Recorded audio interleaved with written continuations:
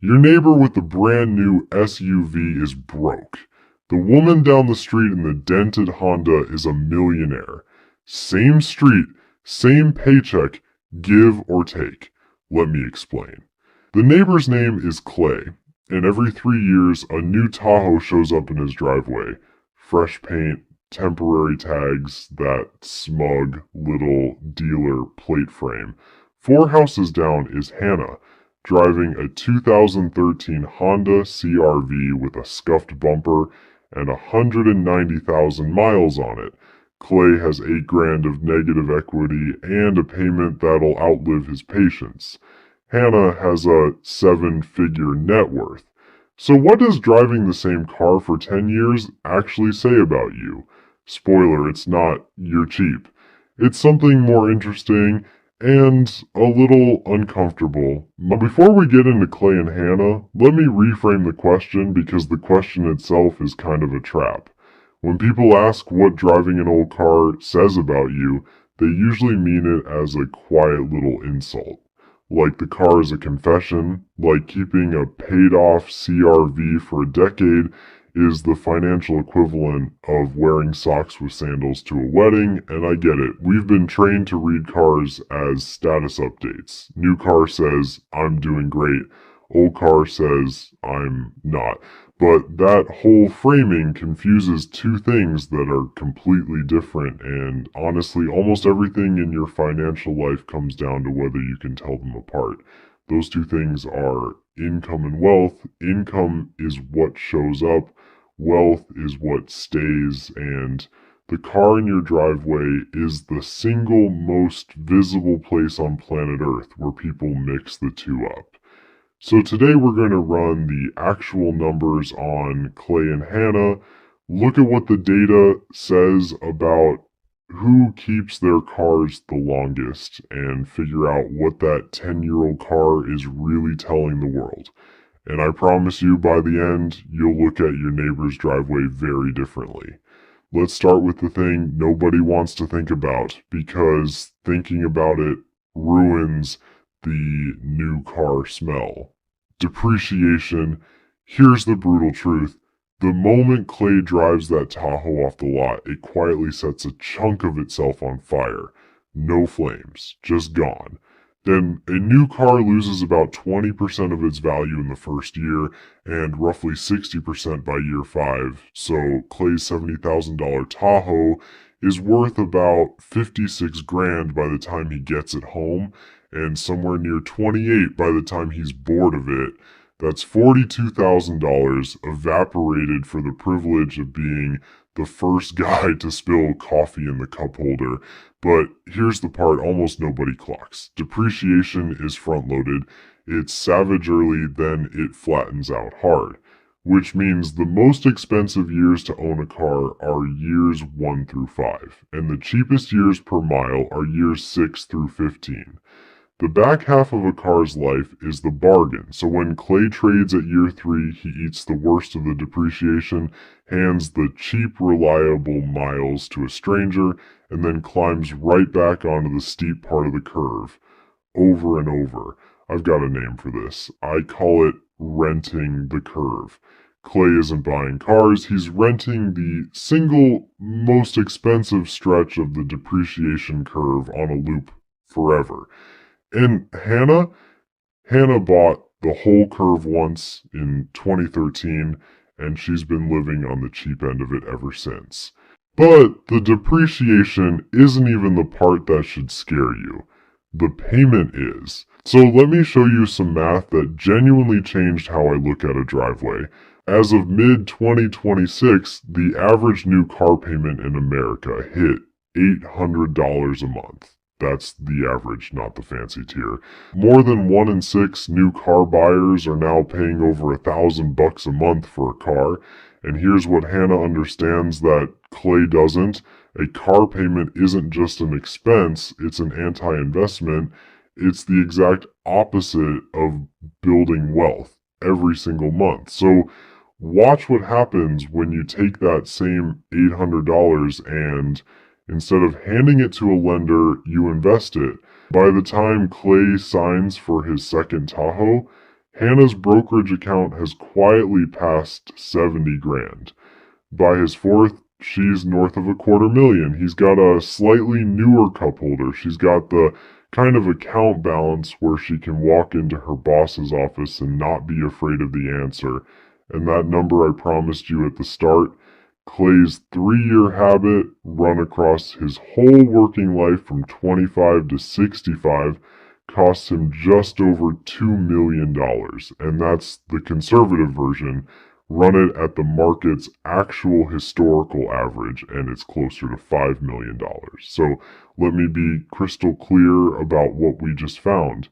The choice was never new car versus old car. The choice is new car versus retiring a decade early. Clay didn't buy a Tahoe. He bought a nicer commute and quietly sold his future to pay for it. Now, I can hear the objection forming because it's the one everybody reaches for. But Nick, old cars break down. Hannah's going to get destroyed on repairs. And look, it sounds reasonable, which is exactly why it keeps people broke. So, let's run it. Clay's payment of $800 a month is $9,600 a year. Nearly 10 grand annually. So say Hannah has an absolutely nightmare year, the transmission mount goes $1,400 plus a wheel bearing. Call it a brutal $3,000 total. She's still nearly $6,000 ahead of Clay that year, and most years, she's not spending 3 grand. She's spending a couple hundred on an oil change and some tires and the occasional sensor that decides to throw a tantrum on the highway. The data backs this up too. When you look at the all-in cost of owning a car, repairs and maintenance are consistently the smallest controllable cost. The real killers are depreciation and interest. And a paid-off old car zeroes out one and collapses the other. So the repair argument isn't just wrong, it's backwards. The old car only feels expensive because the cost shows up all at once instead of getting quietly drained out of your account every month where you've trained yourself not to look. So if keeping your car is this obviously smart, why does it feel so weird to do it? Why does everyone around you keep trading in? Here's where it gets interesting, and by interesting, I mean slightly infuriating, because nobody, and I mean nobody, in the entire car buying machine makes a dime when you keep your car. Think about it. The dealer makes money when you buy. The finance office makes money on your loan. The lender makes money on your interest. The automaker needs you back on that lot every 3 years or the whole business model falls apart. There is not one person in that building whose paycheck improves when you say, you know what, my car runs great, I'll drive it another 5 years. Financially speaking, you are the villain in their story. And the whole system has been quietly engineered to get you to replace, not repair. The clearest evidence, the loans. Car loans used to be 3, maybe 4 years. Like today, the 84-month loan, that's a 7-year car loan, is at record levels. 7 years. People are signing up to pay for a car longer than most of their relationships last. Decoding traps like this one, by the way, is exactly the kind of breakdown I teach people to make, but more on that in a minute, because the genius of the long loan is that it lets the dealer sell you a monthly number instead of a price. And the second you start thinking in payments instead of prices, you've already lost. And it gets darker. Watch. When you stretch a loan that long, you spend years owing more on the car than it's actually worth. That's called being underwater, and right now it's at an all-time high. Nearly a third of people trading in a car owe more than it's worth, and on average they're 7 grand in the hole. So here's the move the dealer makes, and honestly, it's a thing of dark beauty. Clay walks in, still owing $52,000 on a Tahoe that's currently worth $44,000. He's 8 grand in the hole before he even says hello.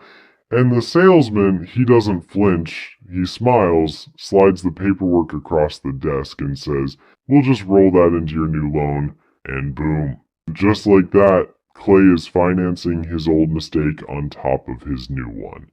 He's paying for a truck he doesn't even own anymore, wrapped inside a truck he can't actually afford. That right there is the machine. That's the perpetual payment trap fully assembled. And the only people who ever climb out of it are the ones who do the boring, unglamorous, deeply uncool thing. They pay the car off, and then, get this, they just keep driving it. Which brings us right back to Hannah, and the real question. What does that actually say about her? Here's what that new Tahoe was really selling Clay, and it has almost nothing to do with transportation. It's selling a feeling. There's a thing in psychology called hedonic adaptation, and it's basically the reason you can't buy your way to lasting happiness. You get something new, you feel a spike of joy, and then your brain quietly resets that thing as the new normal. The fancy truck becomes just your truck.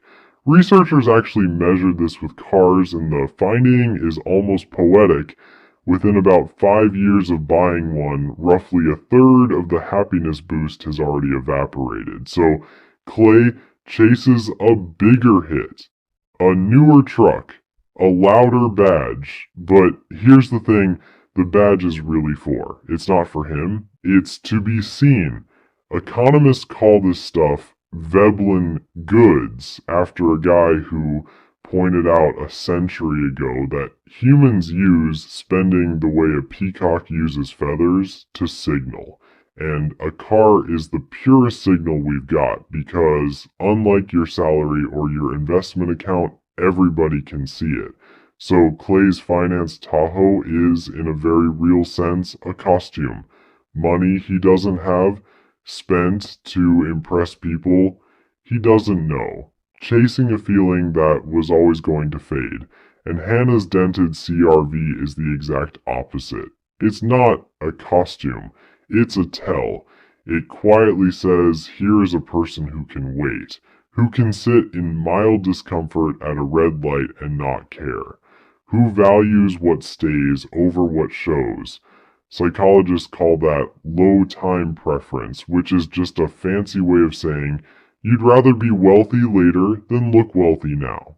And here's the kicker. That one trait, the ability to wait, is one of the strongest predictors of who actually builds wealth that we have ever found. The car isn't the cause, the car is the symptom.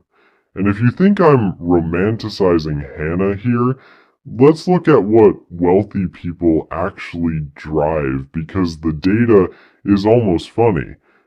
When researchers surveyed thousands of real millionaires, the most common cars they owned weren't Ferraris. They were Toyotas, Hondas, Fords. The list of top brands driven by millionaires reads like the parking lot at a Costco on a Saturday. Something like 60% of high-earning households don't even own a single luxury brand car, and then there's Warren Buffett, worth more than the GDP of small countries, who drove a Cadillac with hail damage on purpose because it was discounted. His own line is that he drives so little, buying a new car often would be pointless, and his daughter reportedly has to tell him when a car's gotten embarrassing before he'll even upgrade it. Now hold that next to the guy leasing a luxury SUV he refinances every 3 years, and the whole illusion just snaps into focus. The people who look rich and the people who are rich are very often not the same people, and the difference usually comes down to the exact choice we've been circling this entire time. One group buys the appearance of wealth, the other group quietly buys the real thing, one skipped car payment at a time. But I don't want to leave this as a spreadsheet, because the cost isn't just a number. Let me show you what renting the curve actually feels like, years down the road. It's Clay at 55. He's on his 9th or 10th new vehicle by now, and he's sitting at a red light when the dashboard lights up. Some warning he doesn't recognize. And his very first thought isn't, what's wrong with the car? It's, please, not now, there's still 3 years left on this loan. That's the feeling. It's a check engine light triggering a small wave of dread instead of a quick trip to the mechanic. It's doing quiet math at 2 a.m. about whether the payment, the insurance, and a repair can all survive the same month. It's being 55 and still making a car payment with no end in sight because there's always a new one waiting. Hannah doesn't have that light. When something breaks in the CRV, it's an annoyance, a Saturday. A few $100 from a fund she set aside exactly for this. It is not a threat to her entire month. That's the part the brochure never mentions. The new car doesn't buy you peace, the paid-off one does. Now, I'd be lying to you if I said keeping a car forever is always the right move because it isn't, and I'm not trying to turn you into the person who drives a death trap just to win an argument. So let me be fair to the other side for a second. First, safety. Cars genuinely got safer over the last decade. Automatic emergency braking, the system that hits the brakes when you don't, has been shown to cut certain rear-end crashes roughly in half. If your car predates that tech, that's a real non-financial reason to think about an upgrade, because no amount of saved money matters if you're not around to spend it. Second, the reliability cliff is real on some makes. A 10-year-old Honda and a 10-year-old complicated luxury European thing are not the same bet. One's a workhorse, the other can turn into a money pit, the second the warranty dies. Third, there's a genuine break-even point. When your repairs reliably start costing more per year than a sensible used car would cost you, and the things heading into the zone where the big, expensive failures live, replacing isn't weakness, it's just math. And if your income depends on your car, a contractor, a rideshare driver, somebody with no backup plan, then reliability isn't vanity, it's insurance. So, no, the answer isn't drive it till the wheels fall off no matter what. The answer is to make the call on the actual numbers instead of letting a guy in a tie with a clipboard make it for you. So here's what I really want you to take from all this. If you're sitting there right now, a little self-conscious about your older car, maybe parking it a row away from the nice cars at work, feeling like the dings and the faded paint say something bad about where you are in life, I need you to flip that completely. That car is not a sign you're behind. For a lot of people, it's the single clearest sign they're ahead. Every month you don't make a payment is a month you quietly voted for your future self over a stranger's opinion of you in traffic. And nobody's ever going to throw you a parade for it. The dealership doesn't mail you a thank you card for the Tahoe you didn't buy. The reward is invisible and it's enormous, and it shows up about 20 years later as a number in an account that hands you choices other people simply don't get to make. So, let me give you permission to do something quietly radical. You're allowed to keep the car that works. You're allowed to let Clay win the driveway and lose the decade. You're allowed to opt out of a game that was rigged against you the second you started thinking in monthly payments. And real quick, since we're on the subject of things that compound quietly while nobody's watching, that's actually the whole reason I built a school community where I teach people to make videos exactly like this one, breaking down the math, telling these stories, growing a faceless channel from zero, all of it. If watching this made the gears start turning and you've ever thought you could do this yourself, the link's down in the description. I'm in there and I'll walk you through it step by step. No pressure. It'll be there when you're ready. Now, back to your driveway. Because here's where we land. The 10-year-old car was never really the point. It's a window. It tells you whether someone is optimizing for how their life looks or how their life actually is. It tells you whether they can sit with a little discomfort now to buy a lot of freedom later. And it tells you whether they've understood the single most important idea in all of money, which is that wealth is not the stuff you can see. Wealth is the money you kept. So the car you didn't upgrade is weirdly one of the most honest things about you. It says, "You'd rather be free than look the part." It says you ran the numbers and trusted them over the marketing. Clay is still renting the Curve. Hannah owns hers outright. And 10 years from now, when her CRV is somehow still running and her account has quietly turned into something that changes her options in life, she's going to look back at every payment she didn't make and realize it was never about the car at all. It was about who she decided to be. So keep the car, invest the difference, and let everybody else keep renting their dopamine 3 years at a time. Quick reminder, I'm not a financial advisor, and this video is for educational and entertainment purposes only. Any results depend entirely on your own decisions and actions. Now, if this reframed how you see that car in your driveway, do me a favor, hit that like button, subscribe for more of these, and I'll see you in the next one.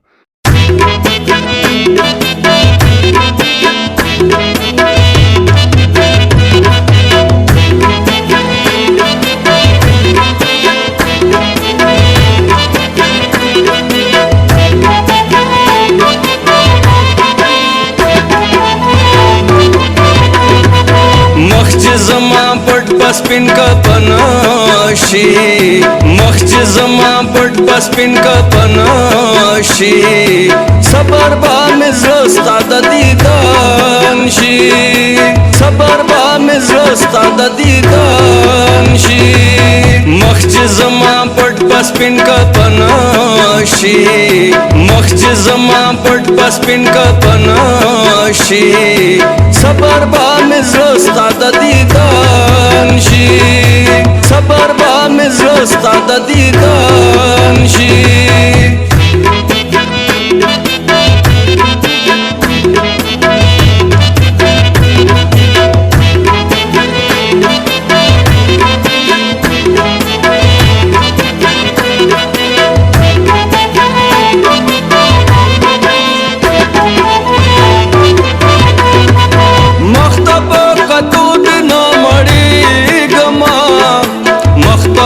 Katu dina mari gama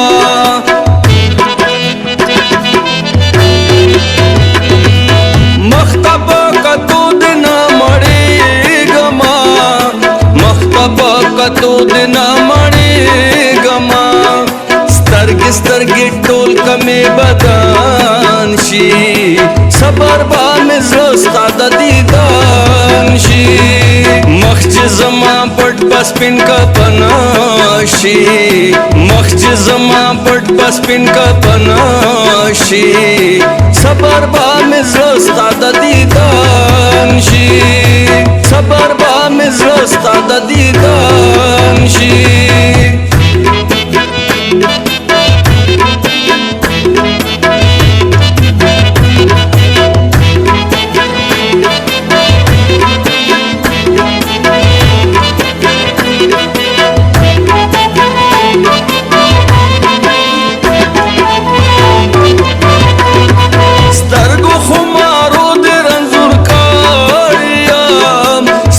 Khumaro de ranzur kaadiya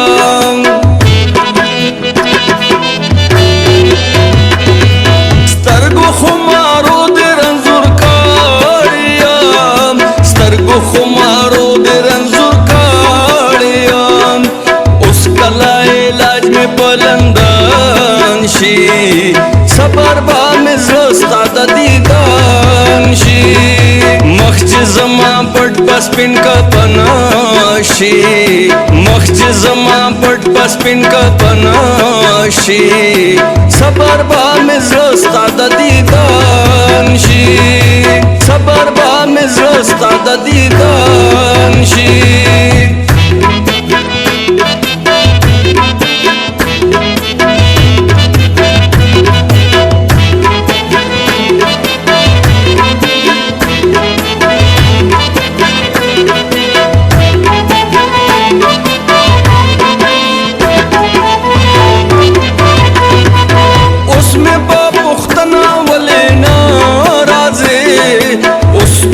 पुख्तना वले नाराज़े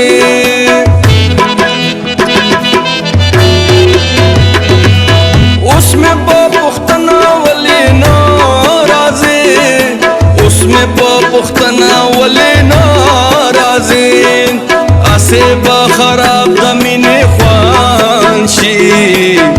صبر با مې زړه ستا د دیدن شي مخ چې زما پټ په سپین کفن شي مخ چې زما پټ په سپین کفن شي صبر با مې زړه ستا د دیدن شي صبر با مې زړه ستا د دیدن شي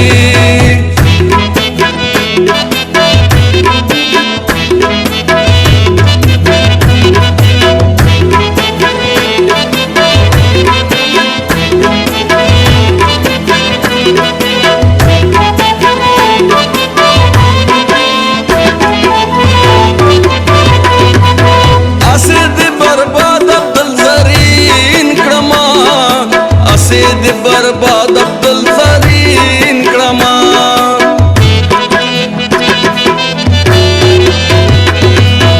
اسد برباد عبدالزرین کرما اسد برباد عبدالزرین کرما او آواز د خالد شاه مزر پیوان شي صبر با مزر ستا د دیدن شي مخ چې زما پټ پسپین کفن شي مخ چې زما پټ پسپین کفن شي صبر با مې زړه ستا د دیدن شي صبر با مې زړه ستا د دیدن